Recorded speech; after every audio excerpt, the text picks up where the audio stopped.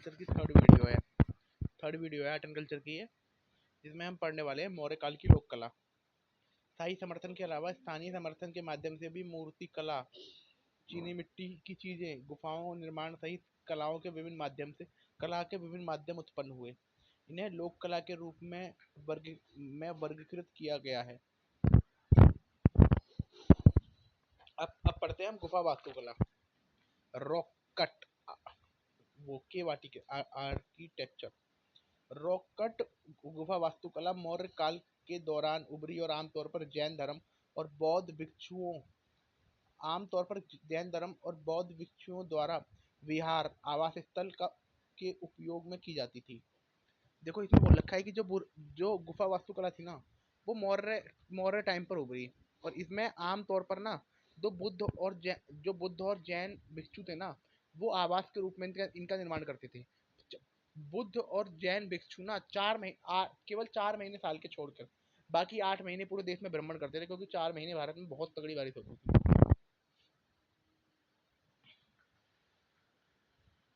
गुफाओं की मुख्य विशेषता में अत्यधिक पॉलिश युक्त आंतरिक भाग और सजावटी प्रवेश द्वार था। जो गुफाओं का, अब यार गुफाओं में तुम क्या कर लोगे? गुफा में ये तो है नहीं तुम शॉवर लगा दोगे या फिर तुम सोफे बना दोगे। गुफा में जो प्रवेश द्वार था, जो एंट्री पॉइंट था, वो बहुत स्टाइलिश था, है ना। और जो अंदर वाला भाग था उसमें बहुत ज्यादा पॉलिश हो रखी थी। प्रारंभिक मौर्य गुफाओं का उपयोग आजीविक संप्रदाय द्वारा किया जाता था। बाद में बौद्ध मठों के रूप में लोकप्रिय हो गई। इस क्वेश्चन को ना यूपीएससी पूछ सकता है ना, कि 1 शुरू करके जो जो शुरुआती जो शुरुआती जो शुरुआती गुफाएं थी ना मौर्यकालीन, उनका प्रयोग जो आजीविका संप्रदाय था, वो उनका प्रयोग करता था। बाद में ये बौद्ध मठ के रूप में प्रभावित हो गई। बिहार में बाराबर गुफा और नागार्जुनी गुफाओं का निर्माण मौर्य काल के दौरान हुआ। बाराबर पहाड़ियां 4 गुफा समूह में समेत है। देखो अब मैं बात सुन लो मेरी। जो हमने पढ़ लिया यहाँ पर गुफा के बारे में, मौर्य काल के बारे में, ये लोक कला में आती हैं। इसमें सबसे सुंदर क्या होता था? अंदर का पॉलिश होती थी, और मेन वो होता था, मेन तुम्हारा गेट होता था। यहाँ पर शुरुआत में ना बिहार की बाराबर गुफाएं और नागार्जुनी गुफाएं, ये 2 फेमस है। जो बाराबर गुफाएं है ना, यहाँ पर 4 गुफाओं का समूह है, जिसमें पहली है लोमस ऋषि।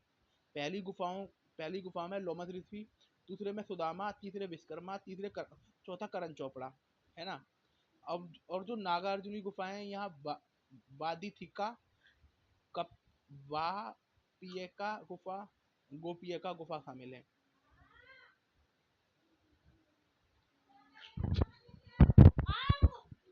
देखो गुफा शुरुआत में आजीविका संप्रदाय की थी, बाद में बौद्ध मठ के रूप में वसूल हो गई। देन तुम्हारा बिहार में 2 टाइप की गुफा के बारे में बात की गई है, लोमस और नागार्जुनी कोंडा। लोमस और नागार्जुनी गुफाएं।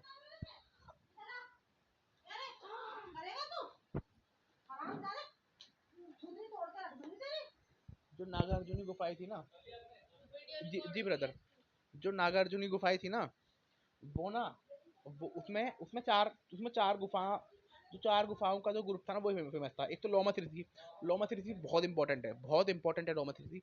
एक तो लोमस ऋषि हो गया, देन तुम्हारा सुदामा हो गया, तीसरा हो गया विश्वकर्मा, चौथा हो गया करण चोपड़ा। ये अब है ना। अब हम पढ़ते हैं नागार्जुनी गुफाओं के बारे में। जो नागार्जुनी गुफाएं हैं, उसमें तुम्हारा एक गोपिका बहुत फेमस है। देन तुम्हारा वात वाती वादीपिका वापिका, देन तुम्हारा वापिका, एंड तुम्हारा वादीथिका, ये गुफाएं हैं। अब हम लोमस ऋषि गुफा के बारे में पढ़ रहे हैं। ये बिहार के पास बाराबर पहाड़ी की चट्टानों को काटकर बनाई गई है। ये गुफाएं अशोक ने आजीविक संप्रदाय को दान में दी थी। गुफाओं के प्रवेश द्वार पर अर्धवृत्ताकार चैत्य मेहराब को सजाया गया है। जो गुफाओं का जो मेन गेट है ना, पहली बात तो अशोक ने बनाया है। आजीविक आजीविक संप्रदाय को दी गई है ना। जो गुफाओं को काट के ना, बाराबर पहाड़ी है, उनको काट के बनाया गया है ना। यहाँ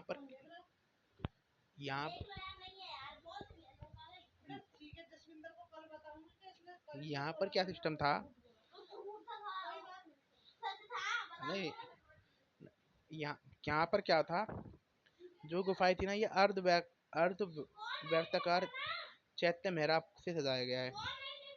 अब एक नासिक की गुफाएं हैं जिसे पांडव लेणी गुफाएं के नाम से भी जाना जाता है। अब मूर्तियां सुन लो, गुफा पढ़ लिया, अब मूर्तियां सुन लो। अब जो मूर्ति है ना, इसका उपयोग मुख्य रूप से स्तूप के तोरण, मेदी की सजावट या धार्मिक अभिव्यक्ति के लिए किया जाता था। मौर्य काल में मूर्तियां जैन, बुद्ध, हिंदू धर्म में तीनों संबंधित है। यक्षी का सबसे पहला उल्लेख शिल्पादिकारम में मिलता है ना, शिल्पादिक्रम में मिलता है। मूर्तियां पढ़ ली, गुफा पढ़ ली, देन तुम्हारा मिट्टी के बर्तन। मौर्यकालीन मिट्टी के बर्तन उत्तरी नॉर्दर्न ब्लैक पॉलिश मृदभाण, उत्तरी काले पॉलिश मृदभाण हैं, जिन्हें एलबीडब्ल्यू के रूप में जाना जाता है। उनकी विशेषता यह थी कि वो काले रंग के अत्यधिक चमकदार मृदभाण है, काले रंग के अत्यधिक चमकदार मृदभाण है। ये हमने मौर्य तक हमने आर्किटेक्चर पढ़ लिया, इसके आगे हम बाद में पढ़ेंगे। Thank you.